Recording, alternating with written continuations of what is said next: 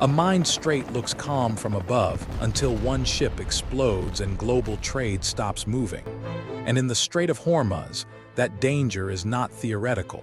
It can choke energy, panic markets, and trap fleets. So how does the US Navy actually reopen water like this? Not with one ship, not with one bomb.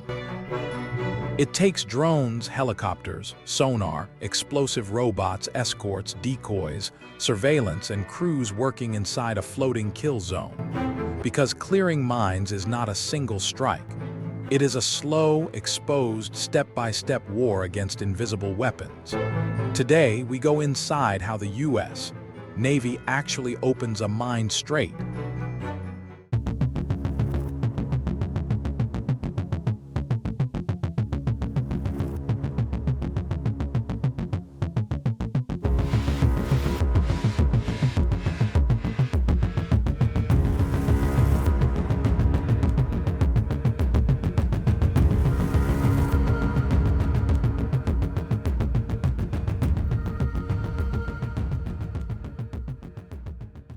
Everything starts with geography. Hormuz compresses oceanic trade into a narrow corridor where mistakes instantly become strategic. This tiny waterway carries oil, gas, fertilizer, and cargo volumes large enough to shake economies worldwide.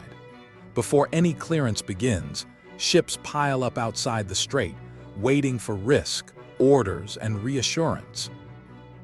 Mines are powerful because they weaponize uncertainty. Commerce can stop long before any ship is hit. Bottom mines wait silently on the seabed, invisible to crews above and devastating against heavy traffic. Tethered mines are worse in shallow channels because they rise into the exact path ships need. Drifting mines add another nightmare. Even yesterday's safe chart can suddenly become dangerously wrong by morning. And limpet mines prove danger does not only come from fields. Sabotage can ride directly onto hulls. For commercial shipping, insurance costs and fear move faster than fleets, explosions, or official declarations ever do. At Hormuz's narrowest point, there is almost no spare room for navigation, error, or evasive maneuver. That is why destroyers enter first. Not to sweep mines, but to shield everyone doing harder work. Surface control matters immediately because a mine-clearing force dies quickly if the water picture collapses. 2 U.S. warships transiting the strait signaled the beginning of reopening, not the end of danger. Above the ships, surveillance aircraft and drones extend the fleet's eyes far beyond the horizon. Helicopters help search the surface, spotting suspicious objects and patterns that sonar alone can miss. Heavy mine countermeasures helicopters show an older truth. Sometimes the safest sweep comes from above water. Legacy minesweepers still matter, but mine warfare is shifting toward distance, automation, and layered sensing. Newer ships act more like motherships, launching unmanned systems instead of sending sailors directly forward. Unmanned surface vessels go first because the ideal minesweeper is the one nobody has aboard. Underwater drones then descend into the murk where the real battle against hidden objects begins. Detection is not certainty. A suspicious shape may be a mine, debris, rock, or pure sonar clutter. So analysts compare sonar, imagery, and seabed context carefully before calling one underwater contact truly dangerous. On the chart, every symbol matters because unknowns are what keep entire shipping corridors closed. The commander's first job is not heroism. It is building one cautious lane through uncertainty. Modern mine warfare is designed around distance, buying safety with robotics, patience, procedure, and disciplined repetition. When one contact appears, nearby movement pauses because rushing around uncertainty is how ships disappear. The closer camera feed matters because recognition turns a mysterious shape into a tactical decision point. Once confirmed, that mine becomes manageable. but only because the process stayed disciplined and exact. Expendable neutralization robots embody the new logic. Send the machine where sailors should not go. The approach must be precise, because underwater explosives punish clumsy movement and careless overconfidence instantly. Neutralization is usually brief, but reaching that moment can demand hours of patient, deliberate preparation beforehand. After the blast, the team checks again. One destroyed mine means nothing if another waits nearby. That is why cleared water expands slowly, almost reluctantly, one verified segment at a time.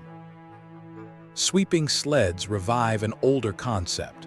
Provoke hidden explosives before valuable ships enter the area. Divers remain the most uncomfortable reminder that even modern mine warfare can become brutally intimate. And all this happens under threat from fast boats, drones, and missile fire from shore. Escorts therefore fight a second battle, protecting slow specialists whose work cannot be rushed or replaced. Coastal missiles widen the problem, because the strait can kill from land as easily as sea. Surveillance must watch not only mines below, but every launch point, radar queue, and movement above. A clearance force that cannot defend itself will never stay alive long enough to reopen anything. So the operation becomes a sequence: detect, identify, neutralize, verify, escort, and begin the cycle again. Verification matters because a cleared lane is trustworthy only after separate systems confirm the same result. Merchant captains need coordinates, timing, and escort rules before trust can translate into actual movement. A first test transit proves something important. Confidence returns ship by ship, not speech by speech. Better sonar changes the war underwater by making the seabed readable instead of overwhelmingly ambiguous. Artificial intelligence helps too, accelerating classification so crews spend less time debating clutter and more confirming. Mechanical sweeps still have value because older mine types sometimes demand blunt physical solutions and repeated passes. The seabed itself becomes part of the problem, hiding shapes in sand, clutter, and shifting currents. Darkness does not stop mine warfare. It simply hands more authority to sensors and procedure. Thermal surveillance keeps the task force visible to itself, even when the surrounding sea disappears. Only after repeated verification do commercial crews begin preparing carefully for the first escorted movement ahead. Escort geometry is carefully planned, because protection must work against mines, boats, missiles, and panic simultaneously. When the first tanker enters the lane, the operation stops being theoretical and becomes economically real. From above, the cleared corridor looks impossibly thin, more incision than highway, more compromise than victory. Even then, one suspicious contact can halt everything, forcing commanders to choose patience over momentum. Fast boat swarms remain dangerous because cheap speed can still harass expensive naval formations with real effectiveness. Helicopters widen protection by watching both the sea surface and the threatening shoreline at once together. Merchant crews know the truth. A cleared lane still runs through a live combat environment. Reaching slightly wider water feels safer, but the escorts still cannot afford to relax yet. Markets respond instantly, proving that one successful convoy can calm prices faster than speeches can. History matters here because the United States has already fought to keep Gulf shipping alive before. During Earnest, reflagged tankers sailed under American protection through waters already poisoned by fear. Bridgerton's mine strike proved an escort does not cancel danger. It merely helps manage it. The Samuel B. Roberts incident showed how one mine can nearly break a warship apart. Yet those convoys still delivered a lesson. Persistence, not perfection, is what reopens threatened water. Today, that lesson survives. But now drones, missiles, and swarms make the challenge much harsher. Modern confidence is fragile. One successful attack can undo weeks of careful clearance and escort work. Thin coalition support makes the mission harder, because specialized mine warfare assets are already scarce. That scarcity means every destroyer, helicopter, drone, and crew may be stretched across one corridor.